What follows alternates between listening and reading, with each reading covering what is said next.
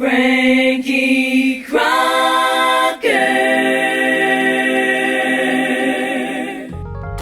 I'm Bobby J., formerly of WWRL and WCBS-FM in New York, and I'm proud to have known many of the great radio personalities of our era and to have been guided, nurtured, and mentored by many of them, especially Douglas Jocko Henderson, the ace from outer space, who used to go back and forth between his home in Philadelphia and New York City to work. My co-worker at Super 16, the man who a generation of rappers looked upon as their idol. Hank Spann, we called him the Soul Server. My teacher, my mentor, the Dean of Radio, Hal Jackson, who taught me there are no big I's and little U's, that it's nice to be important, well, it's more important to be nice. The Chief Rocker, Frankie Crocker, who came to New York City from WUFO in Buffalo to WWRL, WMCA, WLIB-FM, which became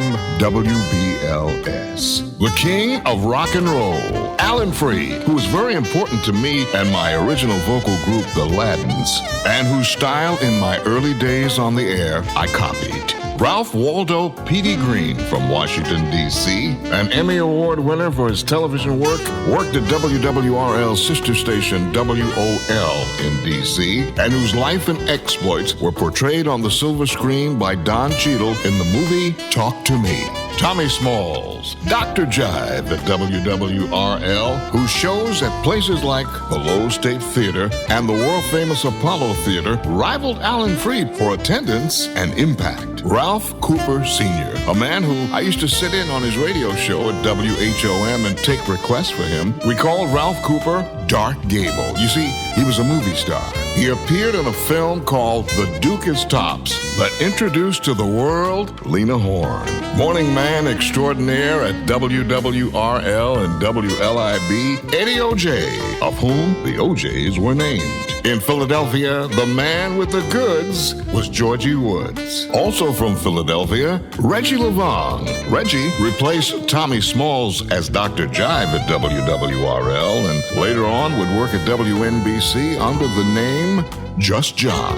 In Chicago at WVON, which was owned by the Chess Brothers of Chess Records and whose call letters stood for the voice of the Negro, E. Rodney Jones, who had a profound impact on Don Cornelius of Soul Train fame. I worked in Memphis, Tennessee at WDIA, which was the home to not only one of the great radio personalities of Memphis, but he was a hit recording artist in his own right and alongside his daughter, Carla.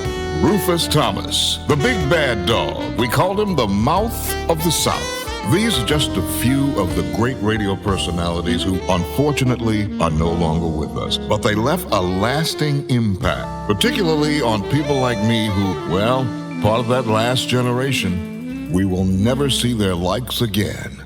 And coming up next, a look at the radio personalities of New York City. These were the ones that disc jockeys around the country tried to copy and emulate.